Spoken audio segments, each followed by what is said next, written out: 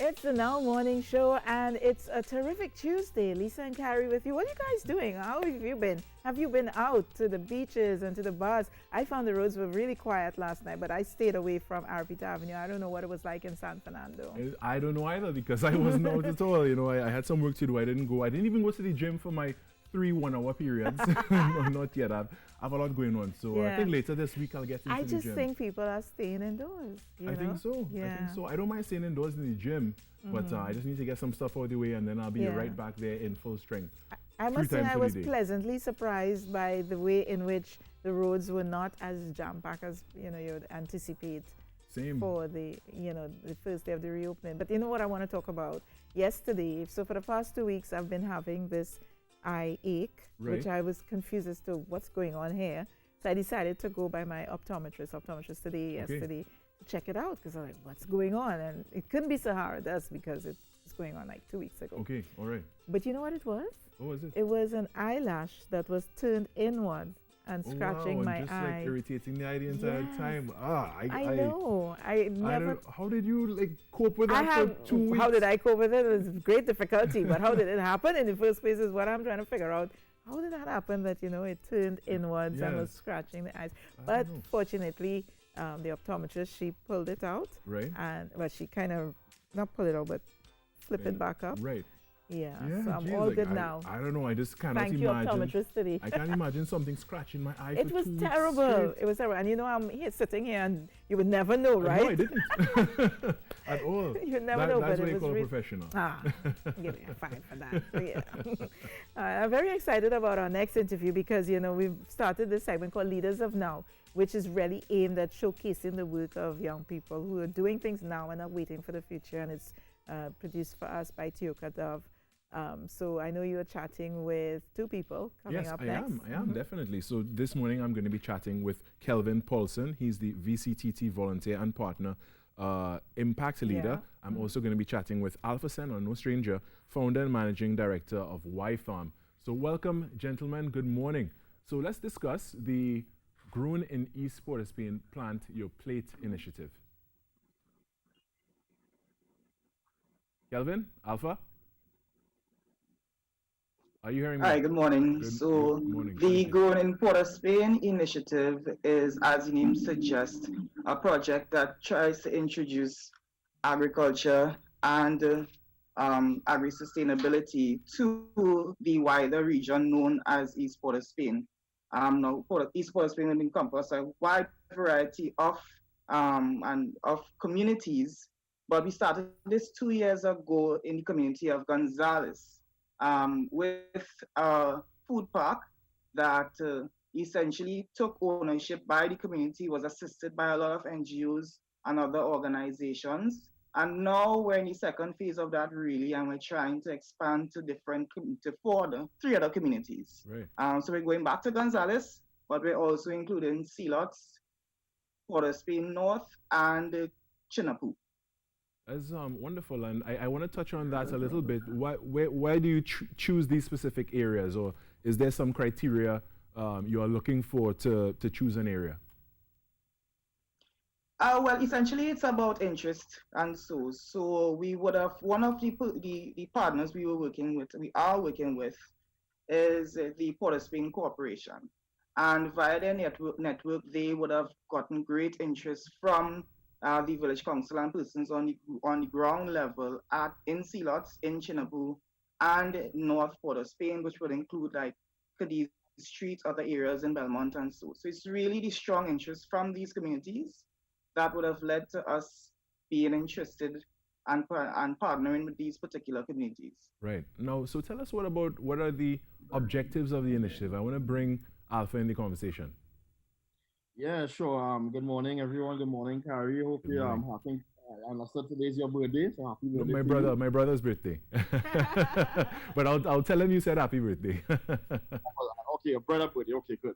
Yeah, so essentially when we say plant your plate, we literally started that conversation at the start of COVID-19, where it's a new phrase or a new twang on getting folks to grow their own food. And as it suggests, you being able to go in your backyard and look at your backyard as a big plate of food, right? Growing, because food doesn't start preparing in the kitchen; it starts on the farm. And I think Trinidad and Tobago need to understand that, and that will really help in really getting young people, getting senior people, getting everyone to be able to participate in growing their own food. So we have selected 25 families across East Port of Spain that will soon be given seed kits and other materials to help them grow. And a major part of helping them grow is that we have a big call for agri mentors, because these are folks that may not have never in their life planted a seed before, planted a seedling before. So we thought of it in a way then that we could get agri mentors to be able to mentor them. And we have a big call out right now looking for agri mentors who will be able to work with these families step by step and ensure, from start to finish, until the time they're literally going to put that patchoy on their plate and eat it. So we'll be working with them through that entire process. All right. Well, use that phrase. Use that phrase agri-mentor a few times. Tell us what an agri-mentor is really. An agri-mentor is someone essentially who would have some level of experience in growing food, right? It may not be a big-time farmer or anything, but there's a lot of people who have backyards for quite some years, and they have experience with what to do for certain pest attack, what to do to prevent pests, what to do to make compost, to make natural fertilizers at home, and have experience in really harvesting and even processing or preparing their meals as well too. Right. So this is what we consider to be an agri-mentor, someone who will really mentor these families step by step. And of course, they must have that experience and that background in growing their own food personally so that they could share with others. Not necessarily, big, degree or anything like that, but it's literally hands-on experience. Experience, right. So how does one become an agri-mentor? How are you chosen as an agri-mentor for this program? Right. So we now have a call out. I think we launched it a few days ago via the Volunteer Center of Trinidad and Tobago website. It's on the VCTT Facebook page, YFAM Facebook page, our Instagram pages as well too. But the link is there on those pages to sign up, and it's on Volunteer Center of Trinidad and Tobago website. You'll be able to sign up and log in all your information, sort of put in your experience, make a short video, and then of course we'll choose the best of the best. Right. So Kelvin, tell me, why should somebody volunteer for this initiative? What are the benefits? So volunteering for this initiative, volunteerism in and of itself is a way that somebody can essentially, we believe it's something, a tool people could use to build their community.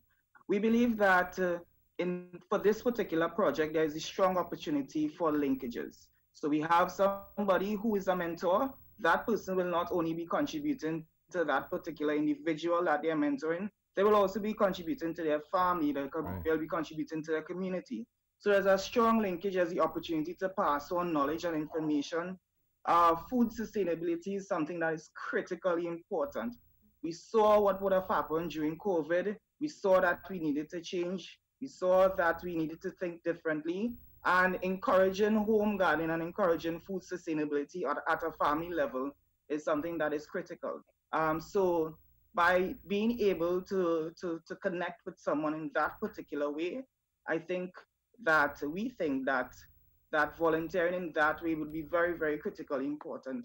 Additional to that, the type of communities that we're looking at now, I am someone who essentially was born and bred in one of those communities. So I know that the exterior of Trinidad and Tobago, the outside of Trinidad and Tobago, outside of East Port of Spain, when persons come and contribute to us, it is very important.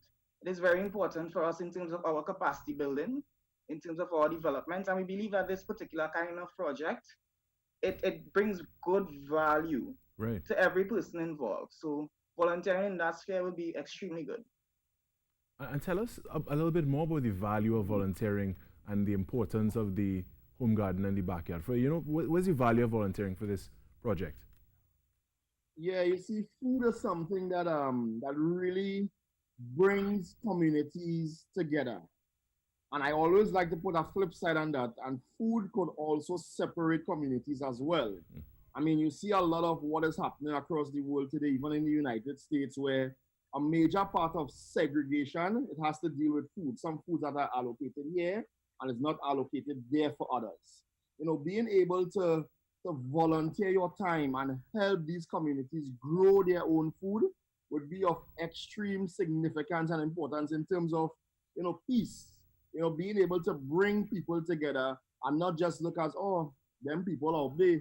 And, you know, and I think Trinidad and Tobago, we are always faced with this kind of stigma where, you know, you're not from there and you just kind of categorize them over there. You know what I mean? So I think being able to bring in folks, help them volunteer to grow their own food, I think that's one of the most important things anybody can literally do. Because this goes beyond just give a man a fish. This goes beyond just give a man, teach a man how to fish. This ultimately says teach a man why to fish. You know, and this would be passed on from generation to generation and be able to really help these people become sustainable. And I think this is what we have to be looking towards and not just giving a hamper. So this is the big part and the big positives of our project. I like how you said that, not just giving a hamper. Quickly. If I could just add something quickly. So for the mentors in particular, yes, in terms of volunteering, there may not be financial compensation, but the good feeling that you get from contributing to someone's life, contributing to a family's life, from knowing that you would have helped that person reach from point A to point B, anybody that would have contributed or volunteered in any way before, whether it be in your church, your mandate, your mosque, your community, anything like that, we know that the value you get, we know that the feeling you get afterwards is absolutely priceless. So we're encouraging mentors to come to get that priceless feeling and to come to get that value in contributing with someone, helping someone grow really and truly. Really, and you know what does it say about the current food security of these areas? You know, do programs like this help in a significant way to ensure that, you know, families in these communities are more food secure? Yeah, definitely. You know, it really, you see, we have to take that approach of household food security before we could even tackle national food security. This is my humble opinion. You know, when we look at families becoming food secure at a household level, and you could then look at your plates, right, and say, wow, 33.333% of the things on my plate, I grew outside. Right. This is what will cause this shift. And imagine families multiplies, you know, but these effects multiplies by family, and allow for so many families to be able to say that of course reduces our food import bill. Right. No longer is children going to be excited and their favorite fruit. Because we go into the schools and to hear a child say that his favorite fruit is an apple or a grapes or a strawberry, that's absolutely ridiculous. We being in the tropics here we have pomarac and pomsite and all these fruits, you know. So being able to get food closer to home is the ultimate thing that we are looking for here. Now you mentioned something that, you know, speaks to the big picture. Are there any plans to expand this program even further? Yeah, I definitely think so. I definitely think that we would want to run through the nation with this. We would want to go through all communities with this Plan to Plate challenge. And as we always say, you know, allow communities to plan their plates because it's not too late. All right, and that's a perfect way to end this interview. I want to thank you both gentlemen very much for joining us this morning. Kelvin Polson, VCTT volunteer and partner impact leader, as well as Alpha Senon, founder and managing director of Y-Farm. Join us this morning, giving us this valuable information and teaching us the importance of volunteering. All right, we're going to take a short break and come right back. Stay with us.